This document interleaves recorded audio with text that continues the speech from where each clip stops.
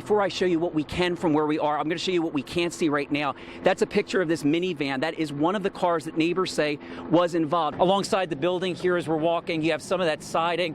Where that came from exactly, we don't know. You'll see it up in the wires there. The scene itself has quieted down quite a bit, which is why we are able to get as close as we are. I want you to take a look.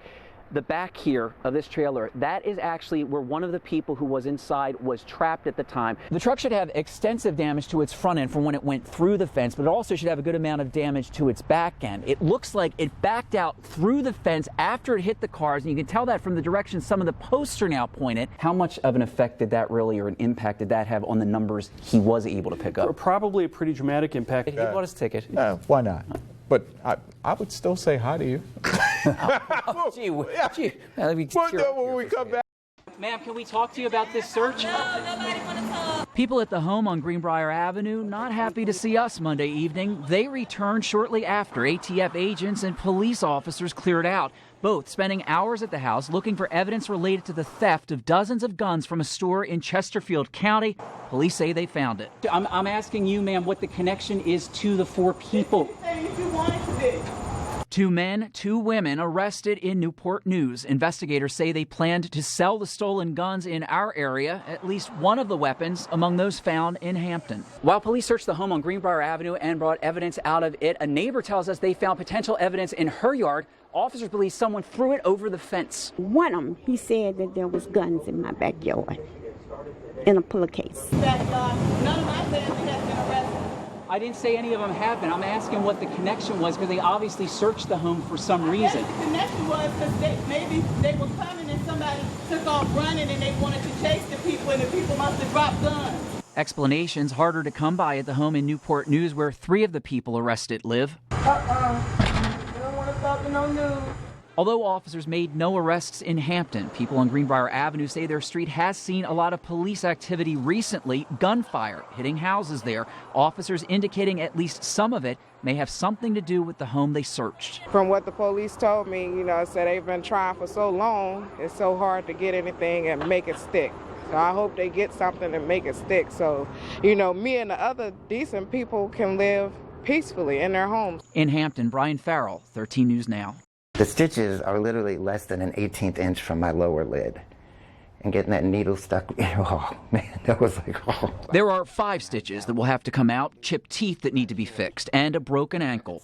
But yeah, it just hurts. To breathe hurts right about now. I haven't slept. John, who asked us to use only his first name, says someone attacked him Friday night in West Neck. He finished up work at a restaurant and was riding his bicycle home to the Wordsworth community. A car passed, then came back. I can't remember if I heard it or if I just sensed it.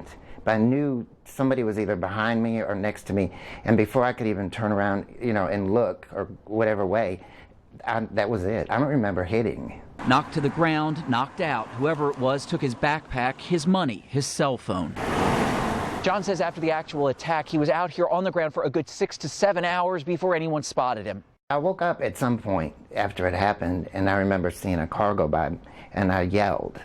But they obviously didn't hear me, and then I went back out again. I smelled somebody's cigarette smoke, and that woke me up, and it was the paper route people Saturday morning. Someone found John's backpack Sunday about a mile from where he says the attack took place. His cell phone turned up Tuesday around Virginia Beach Town Center. His focus on healing, hopeful police can find the person or people responsible. I'm just thankful I'm okay. I'm not going to be that trusting to be out alone at night anymore. But, the world's different now, so you just got to be more careful. In Virginia Beach, Brian Farrell, 13 News Now. And Regina, both boys came here with serious injuries. Doctors were not able to save the 9-year-old. People who were out in the neighborhood described what became a very chaotic and a very sad scene. Can you imagine, one minute you're riding down the street and next minute your babies is laying out in the street and you don't even know whether they're dead or alive. Monday afternoon, what Venus Parker, what most people would consider unimaginable, was the reality in Park Place. 2 boys thrown from a minivan after it collided with a pickup truck at the intersection of West 27th Street and Llewellyn Avenue. One of them wasn't moving. They was administering CPR on one of the little fellows, and the other one, he was laying on the other side looking just pretty banged up. and they were administering CPR on him. It didn't look good. Parker and others heard the screams of the minivan's driver in the moments that followed the crash, later watching as Norfolk officers tried to calm her down. Medics took the 9-year-old and 7-year-old boys to the hospital, where the 9-year-old died by early evening. Some in Park Place, including Parker, overwhelmed, trying to process what happened. The impact, the way the van looked at, oh my goodness. I mean, the side where the kids were, I think if the kids hadn't have been ejected out of the van, I just hate to think, you know. And the driver of the minivan was hurt, but she should be all right. Medics treated 2 people who were in the truck at the scene. Police still are looking into what led up to that crash. In Norfolk, Brian Farrell, 13 News Now. Look out the window, I saw 10 to 15-foot flames out the trailer, yelled, dial 911. No time to wait. Eddie Hayes ran towards the shrieking he heard in Harwood's Mill Mobile Home Park Monday afternoon. A trailer on fire. Most of the people inside got out. One was trapped. Hayes spotted her through some small windows on the back end. She's saying, please don't let me burn up in here, get me out of here. Her sister happened to be beside me screaming, don't let my sister die in here. I didn't know what to do. I looked down, there was a 2x4, 4-foot long. He started banging away, making an opening in the side of the trailer, reaching for the woman, watching as she collapsed. And I tried to get her once, couldn't pull her out. Went back in for a second time after a breather, couldn't roll her over. And then I couldn't breathe, jump outside, and the next thing I know, there was this guy here. The guy, neighbor Juan Raimundo. Difficult, but it's not have too much room for this lady. He's beside me. I grab him. Hey man, help me with this. Go in that trailer. You're bigger than I am, stronger than I am. Roll her over. I'll get her feet. We'll pull her out of here. And that's what happened. A York-Pocosin sheriff's deputy and an off-duty Williamsburg firefighter also were there. They helped rip the trailer open and save her. As neighbors joined the effort to free the woman who was trapped inside the home, others were standing by to help those who made it out. Got the kids and got them over here, you know, to pull them out, and then tried to help the girl, and she kept saying, my sister, my sister. Catherine Thrower lives just across from the home. So, and I mean, these kids, most of them didn't even have their shoes on. They may have nothing left, nothing. Anybody that saw this today, what I saw, would act the same way. It could have been a lot different. In York County, Brian Farrell, 13 News Now. On tap, on shelves, Virginia craft beer, and lots of it. The industry and the culture blowing up across the Commonwealth. Hampton Roads is no exception. Anything new to the market, we're usually one of the first to get it because it's something we take pride in being here in Virginia. Keith Elliott is general manager of Total Wine and More in Hilltop. The offering of local brews reads like a roster of cities in the area: Hampton, Norfolk, Virginia Beach.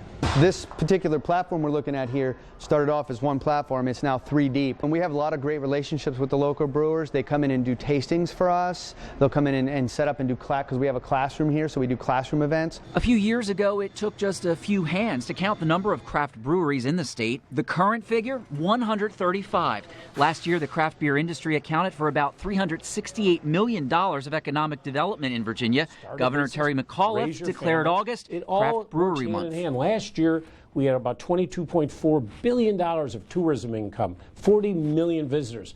These microbreweries help us do that. They're great enhancers for your tourism. A craft brewer is an artisan. He's somebody who it really takes his touch to make what he's making. It's not something you can just push a button, let it churn, let it go. Justin McDonald opened Beach Brewing Company in 2010. 5 years later, and a name tweak to Reaver Beach Brewing, and the company is turning out about 6 times the amount of beer it did its first year. The local government's making tax dollars just like the state is off of every beer we sell. I'm definitely proud of what we've accomplished. I mean, especially as a small startup that had limited resources.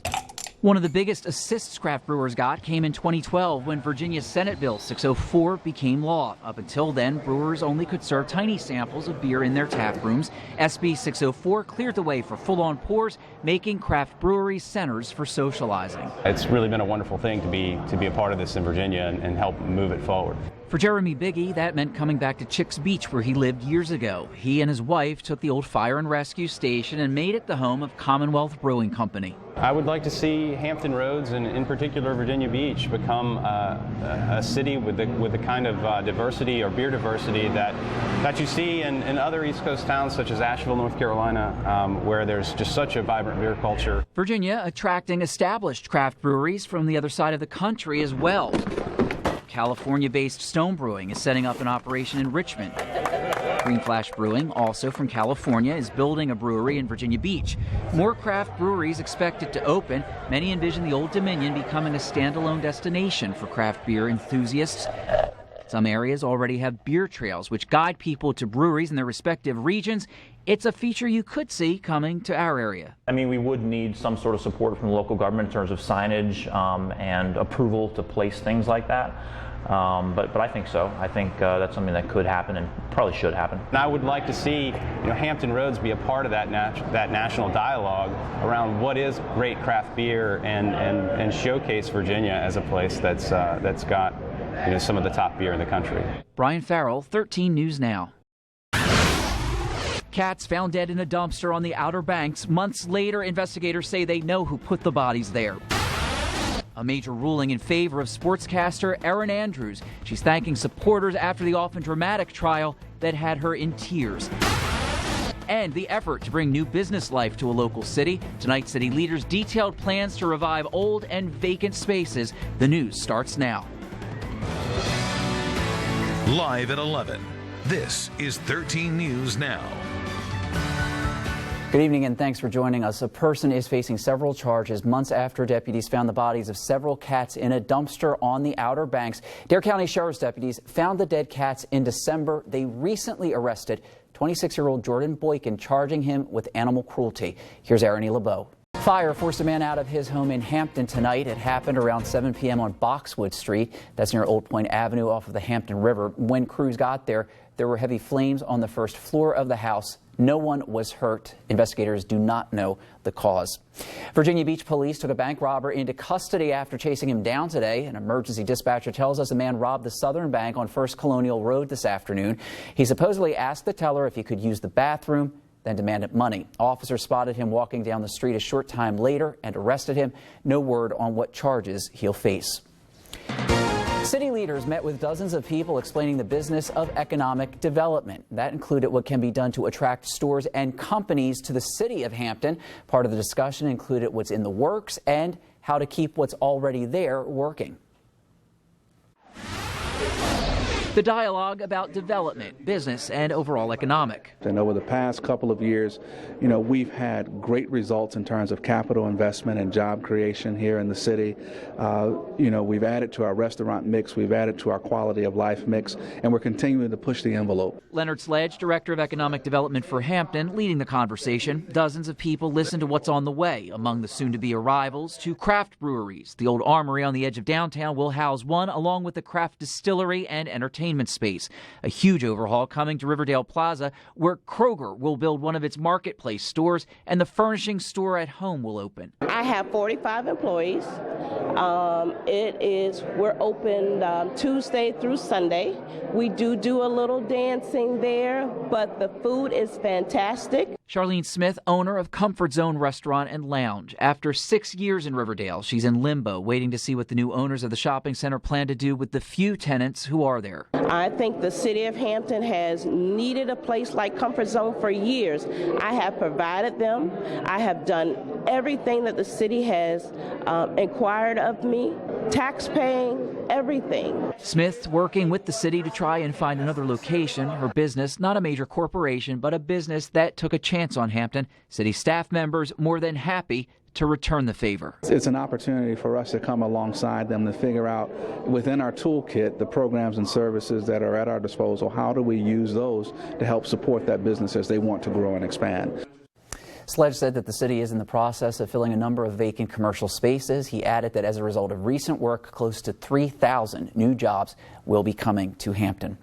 Hampton city leaders also are working on the budget for next year. There is a public meeting tomorrow night at City Hall. You can share your opinions about what you think should be the city's priorities. The 2017 budget will be presented to City Council this spring. Some developments in a story we've been following for a couple of months. They involve plans for a fitness park at the oceanfront. In January, City Council members in Virginia Beach voted down the proposal. Many people spoke out against the location for the gymnastics-style park. The original plan was to put it at 40th Street and Atlantic Avenue. There's a new proposal to move it a few blocks south to 36th Street. City Council will be briefed on the update tomorrow night. Norfolk police arrested 2 people for a deadly shooting that took place this weekend in Ocean View. Alicia Hernandez and Mendoza Masters are charged with second-degree murder and attempted robbery. Officers found 38-year-old Robert Knight in a van on Kingston Avenue Saturday afternoon. He had been shot a number of times, then died at the hospital. Hernandez and Masters are in jail with no bond set. That shooting Saturday afternoon was one of 3 shootings in Norfolk this past weekend. Last night, someone shot a 16-year-old boy in the Lindenwood section of the city. Officers found him in the intersection of Pollard Street and Barry Street. He is expected to recover from his injuries. A couple of hours later, police found a man shot on Lead Street. He also is expected to recover. State police made an arrest after finding a suspected meth lab in Suffolk. Brian Warren is charged with making and possessing meth. This morning, state police searched a home on Elwood Road. Some neighbors say they were not surprised to hear about Warren's arrest. One person says he complained to the city about Warren's messy shed.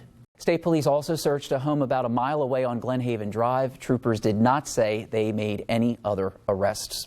New developments today in the case against Wesley Hatzel, the stepfather of Norfolk teenager A.J. Hatzel. The 18-year-old was found dead last year in Southampton County, and today a federal judge ruled that Hatzel needs a new defense attorney. Last week, we told you Hatzel's public defender asked to be taken off the case because of a conflict of interest. We learned the conflict involves another witness who allegedly has information about Hatzel and a possible connection to A.J.'s death. Hatzel is not charged in her death. He was set to be sentenced later this month on a federal ammunition charge. Hatzel will be appointed a new attorney and a new sentencing date on that charge. Sportscaster and Dancing with the Stars host Erin Andrews is thanking her supporters. She was awarded $55 million in a lawsuit filed after a stalker filmed her naked in a hotel, then posted the video online. ABC's Elizabeth Herr has more on the verdict and the award. Tennis star Maria Sharapova says she failed a drug test. The 5-time champion made the announcement at a news conference today in Los Angeles.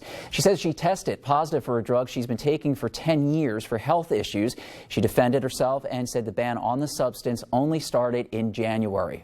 The Women's Tennis Association has not announced a penalty. Sharapova currently is sidelined with a forearm injury. She has not competed since losing to Serena Williams in the quarterfinals of the Australian Open in January. The lasting legacy of a former First Lady. Tonight, details about the funeral arrangements for Nancy Reagan. Hundreds of people putting their names on the line. Support for former Governor Bob McDonnell growing as the U.S. Supreme Court prepares to hear his appeal. And the pictures say it all. A father's intuition plus quick reflexes come into play during a baseball game. More support coming in for former Governor Bob McDonnell, who is appealing his public corruption conviction. New amicus briefs have been filed to support him. They include signatures from hundreds of political leaders from the Democratic and Republican parties, as well as scholars and other leaders. They are urging the Supreme Court to reverse the conviction. In one brief, a former NAACP president argues that the case is unconstitutionally vague. The U.S. Supreme Court is scheduled to hear arguments in McDonnell's appeal next month. The world continues to honor the memory of Nancy Reagan and her legacy, which extends far beyond the White House. The former First Lady died at age 94 yesterday. Her funeral now set for Friday at the Ronald Reagan Presidential Library in California. Her body will lie in repose for public visitation Wednesday and Thursday. Her funeral, however, will be closed to the public. Here's ABC's Lauren Lister. The Justice Department is appealing a ruling that Apple cannot be forced to provide the government access to locked iPhones. The DOJ filed the appeal today in Brooklyn, a week after a judge issued his decision in a routine drug case. The New York case tackles the same legal ground as the controversial California case. A judge there ordered Apple to create software to help the FBI break into an iPhone used by one of the suspects in the San Bernardino shootings. Apple is fighting that order. The government's response in the California case is due Thursday. President Obama approved Virginia's request for a disaster declaration following the major snowstorm that hit the Commonwealth in January. Today, the president ordered federal aid to supplement state and local recovery efforts. The federal funds are for emergency work and other repairs needed in about 24 areas. The storm brought a few feet of snow to locations across the northern part of the state. That's crazy. 76 degrees. I know, 2 days in a row. I was good today. Today was nice and comfortable for me. It was, very nice. All right, thanks a lot, Jeff. We are tracking the weather day and night before you head out the door tomorrow. Remember, you can check in with 13 News Now at daybreak, beginning at 4:30. Coming up in sports, several area high schools. How about that one? Trying to take another step towards a state title. Sports director Scott Cash has a look. A father came to his son's rescue while they were at a baseball game in Florida. Sean Cunningham and 8-year-old Landon were in the stands when a player lost his grip on the bat. It flew towards the father and son. The bat nearly hit Landon in the face, but his dad reacted quickly and put his arm up to protect his son. A photographer caught that split-second reaction, and the pictures have blown up all over social media. The father and son got to keep the bat. Landon says he plans to go to more games as long as he gets to sit right next to his dad. That is the good spot to be in. Dad looks like he used to play. I'm just saying, he's got the hands. That's kind of the mommy-daddy save, right? The arm goes right away. Great eye-hand coordination. Yeah. All hoops, a little football thrown in. All hoops, a little bit of football. All right. All heat. And a couple showers maybe thrown in, right, this week? Yeah, tomorrow's going to be 70s. We have spring has sprung. We've turned the corner. And remember that clock's moving because you go ahead this weekend, so you lose an hour's sleep. Yeah. That's going to do it for us for now. Daybreak starts up at 4:30 tomorrow morning. Remember, Jimmy Kimmel is live next, and then Nightline is on after that. Remember, you can check us out all the time at 13newsnow.com. Have a great night.